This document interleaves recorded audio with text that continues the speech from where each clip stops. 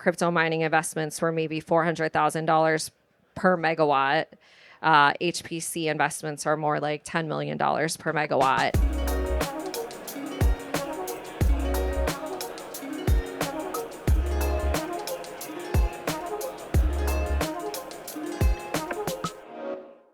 There's a lot that we have to learn about how the two industries and even data centers that will share both HPC and mining will come together.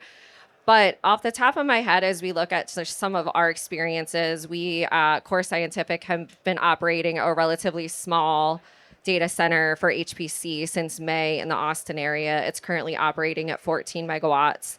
And we've been paying a lot of attention to our load factor there and just the historical, data profile. All that's so new for the industry, but where I think there's going to be a great amount of opportunity is to plug old gen equipment into HPC facilities and use those miners to really kind of shave the peaks off to create higher load factors, have the utilities be excited about the fact that our load is more stable. There's not so much peakiness in there.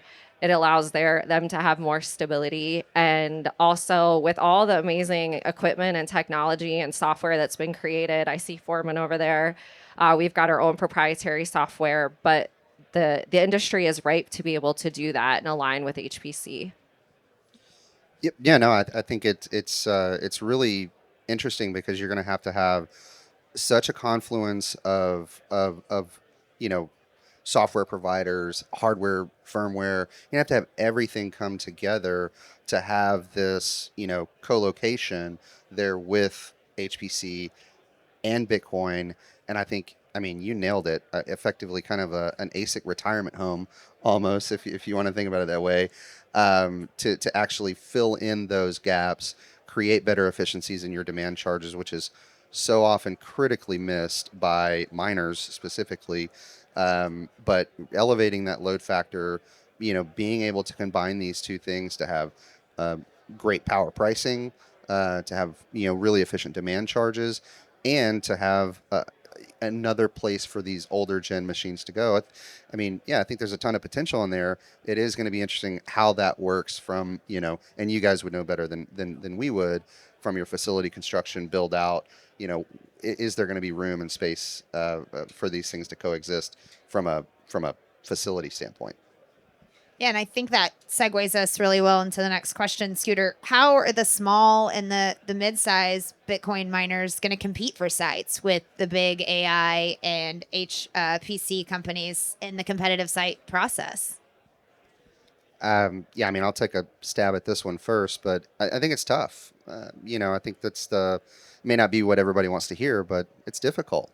You have these, amazingly large behemoth companies who have major balance sheets, a ton of cash, and they are trying to dominate, rightfully so, the future of our experience on Earth, right? And that's expensive, and it's oftentimes more expensive than what I would we kind of classify a retail miner, a sub 20 megawatt type of client, type of customer. It makes it difficult because frankly, like, the checks aren't, you can't write as big of a check as they can.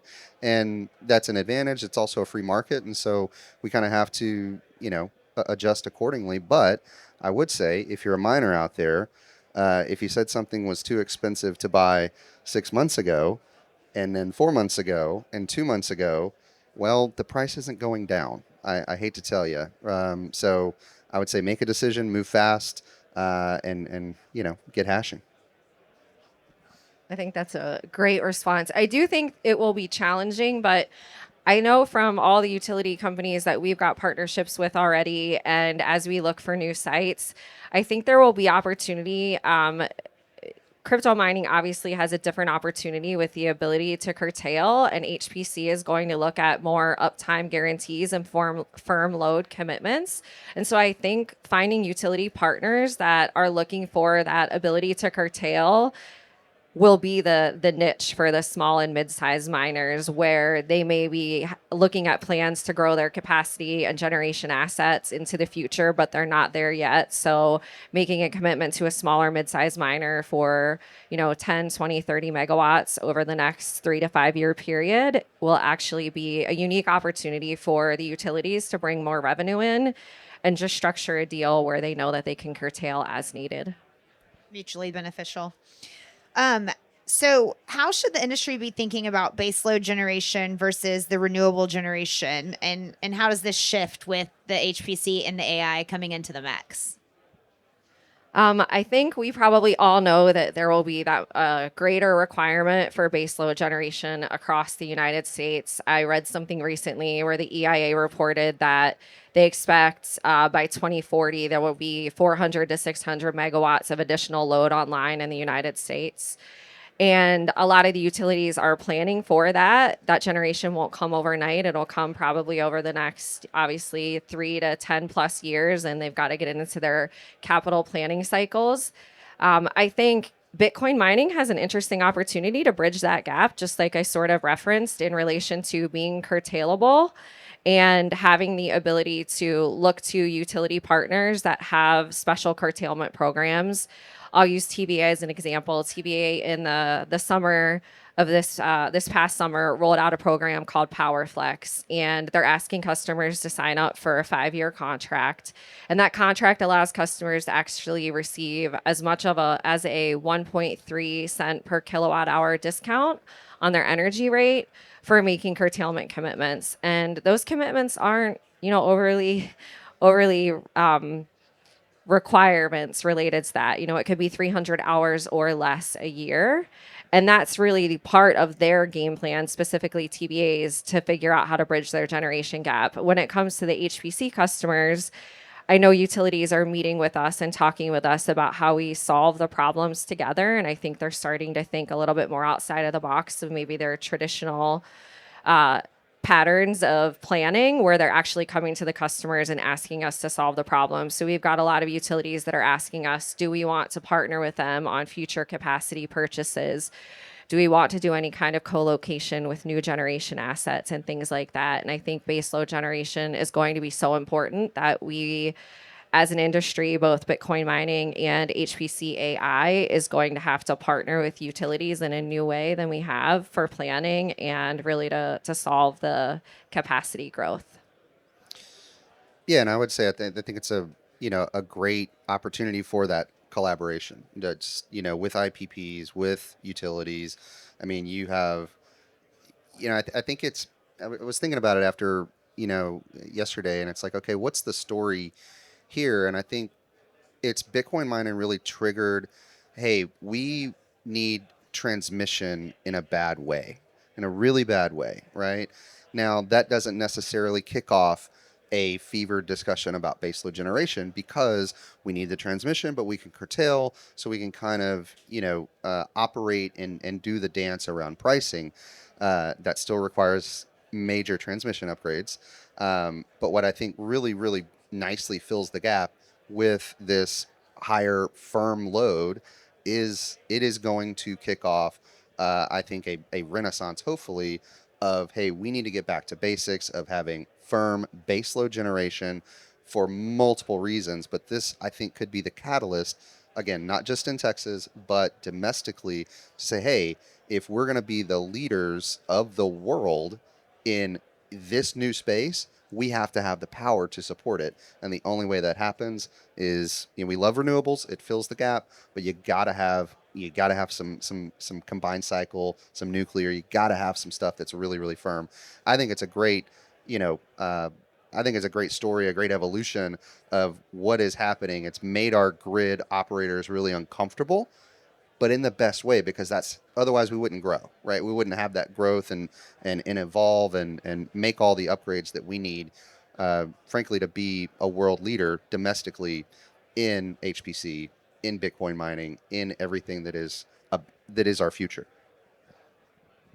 Well, we've seen a lot of incentives on the renewable generation side, right? So do you, and I'm throwing this at you, this was not prepped. So Curveball. do you see any incentives coming in for the baseload? I mean, we've seen the Texas Energy Fund here in Texas Any other markets you think will follow suit? I know there are federal dollars for transmission upgrades that we are partnering with at least one of our utility partners to look at that as we expand one of our facilities. And I think we will likely see more of that come as we've talked to TVA as an example. They're going to aggressively pursue new nuclear. And they've said that they are going to be looking to the federal government to support them. I do believe that they recently received a grant to support 5,000 megawatts of new growth. And they said they believe that's just the tip of the iceberg. I think it has to happen. I mean, yes, renewables have had their subsidies and their incentives, and wind and solar are fantastic. They're great, right? It's part of the world that we need. We need that additional seasonal capacity to meet our needs. But I do think it's probably time that shifts, right? Those incentives shift. I love the Texas Energy Fund, what they're doing. Basically, hey, if you want the funding, you need to overbuild to have a merchant position, and I think that's the type of policy that we need, not just in Texas, but likely domestically across the country. Okay, we can go back to script now. Sorry. What are the site selection differences between the mining and the HPC space? We kind of talked about them competing for space, but what are the differences in what they're looking for? Do you want me to start? Yeah. All right.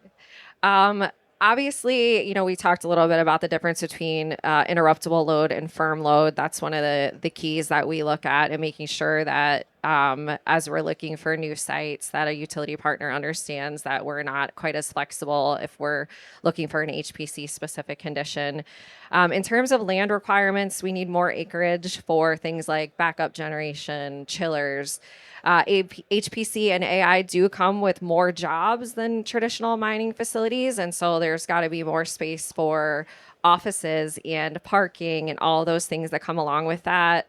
More water requirements for that, depending upon your chiller situation.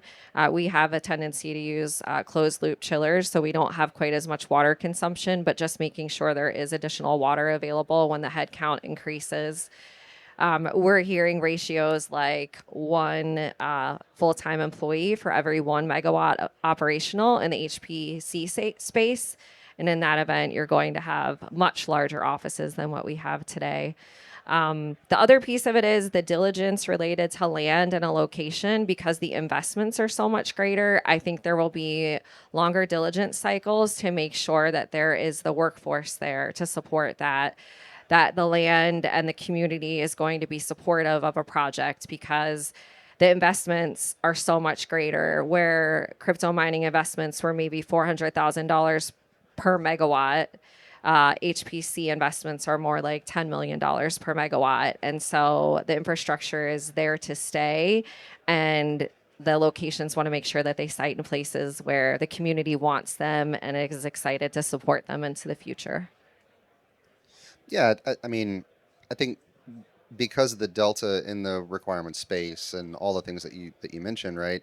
I think what we'll eventually see, hopefully over the next year, is the HPC AI site selection won't have as much of an influence in the costs for capacity for some of the smaller miners. I'll kind of go back to it, and I think a lot of people are asking a lot of money for sites that probably wouldn't work for HPC AI, but they're kind of tagging along with that value. I do think that will kind of balance out a little bit, but yeah, I mean, I think both can coexist wonderfully, right? Because again, a 10, 20, 30, 50, 100 megawatt location, I mean, you're talking about massive, truly massive amounts of power in a really small space, totally different from what you guys are requiring. And I think, they're just much smaller. I think they're going to be, less expensive to acquire. Yeah, I mean, Nick was explaining the water intensity required for HPC is totally different than mining. So I think you're going to have some, more opportunities to find modular locations for Bitcoin mining as opposed to some of these larger, installations. I do think those are the ones, obviously, that can have the best opportunity to convert if they want to, and the smaller miners are still going to have a place to survive because the requirements are not near those hurdles are not nearly as high, for site selection for a miner, right? Kind of anything will do for a miner effectively if you got a few acres, right? And that's certainly not the case for the larger HPC data centers. So to shift it kind of to the energy contract considerations for a conversion, perhaps. So if there's already a Bitcoin facility in operation and they're looking at the conversion to an HPC, what needs to be taken into consideration there? Yeah, I'll kick it off. I mean, they're totally different energy, contract structures, realistically, right? Much more akin to, a 2 or a 3.9, level of reliability and uptime. You're gonna have, maybe it's a block-in index, but maybe it's just a full requirements, right? And that can work as well. But it does invite some interesting questions about, how you do a power contract structure for firm load versus interruptible has a host of implications, right? Regarding tenor and volume, regarding credit and collateral requirements. There have been some great innovations in the Bitcoin space that I think maybe it's going to have a tougher time with this firm load, because you're talking about 5-10 year type of contracts. Those are hundreds of millions, if not more, notional dollars in a forward contract for physical power. And that really brings credit right back into the picture, right? So if you're not investment grade, you're going to have to get, real creative, or have to, maintain a ton of dollars to be able to post for collateral and credit, regardless of if you're in ERCOT or any ISO, right? Because it's just, hey, it's physical power. It costs money. It's going to require restructuring, different credit and collateral requirements. I think that's probably going to be the biggest impact. How you manage the load, I don't think is going to be nearly as impacted by what that contract obligation looks like. I think we're seeing all of those things in real time as we work to convert our sites. We've made public announcements that we are contracted to convert 850 megawatts worth of active sites to 500 megawatts to HPC. And so one of the keys for, I think, our success in those projects is talking to our utility partners very early and often about what our plans are, and allowing for them to partner with us on this conversion. Everything from all the items Scooter mentioned in relation to the contract requirements and obligations, as well as allowing them to think about revenue loss in association with a period of time where a conversion happens, because a lot of times we're going to build on the same footprint, especially where there are land constraints. And so partnering with them so that they don't see huge hits to their revenue, and they can plan it into their forecasts and models, and make sure that they come out at the end of the day in a good spot. That even will enable them to think differently about their interim contracts, and then trying to be very dialed in as we go through construction and when we're going to bring a site back online, the ramp schedules. It makes me feel very similar to when we were first building our mining sites and how we were trying to partner. And now we know even more, and we know what an impact we have.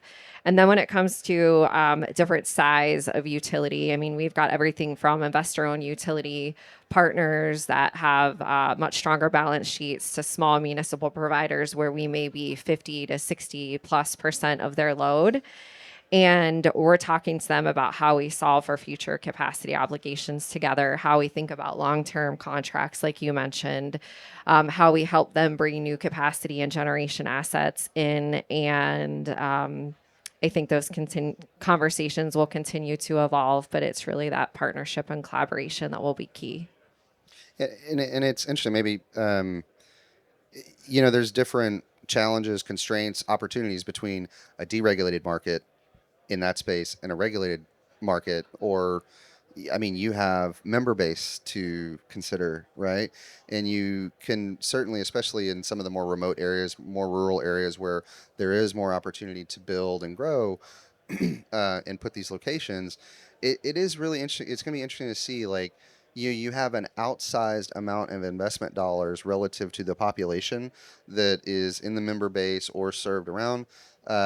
and that can potentially create some really cool opportunities for these rural areas of saying, hey, yes, you're 50, 60, probably sometimes more of that member base's revenue for the co-op. You're going to have massive investment dollars, and I think you can be really, really good community partners in providing value back to rural areas specifically that otherwise would have no chance at having that level of capital investment in their areas, right? For me, growing up in East Texas, there's really nothing there from a major industry standpoint. There used to be, but there's not. And I know that there's a lot of eyeballs over there. Same in a lot of these small towns in West Texas or South Texas. It is going to be interesting to see how that shakes out between the regulated markets and the deregulated markets, because ultimately the deregulated markets can handle more of this, and all those long-term power contracts, kind of positive feedback loop, incentivizes more generation, and I think it's just better. I mean, but it is going to be interesting to see how it breaks down between deregulated and regulated markets. Do you have any experience on working? You work in both, right? Yeah. And so, do you agree with Scooter? Is it just a little bit easier and to work in the deregulated markets at times? It's probably a little bit of a challenging question in that our only deregulated markets where we have customers is within ERCOT. And so ERCOT's its own animal, as I'm sure everyone in this room knows. I do think that's accurate. I think for us, I would say it's probably the experience is more specific to the type of utility and the size and scale. And so that partnership attitude of not just asking them to convert maybe our load from mining, which is interruptible, to firm load contract, or even going to them and asking for them to expand with us, is to really come at it from a partnership attitude, which is we recognize that there are challenges, we recognize that there are capacity constraints. How do we collaborate to solve the problem together rather than looking to them to just solve it for us? And I think there's a lot of creativity to come, and we're all going to learn and grow together, which is pretty exciting. I don't know if the question can work in this room, but does anybody have any questions? I may be able to hear you and repeat them back for the panelists. Don't ask me any questions. All right. Well, join me in a round of applause for our panelists. Thank you guys very Thanks, much. Shannon.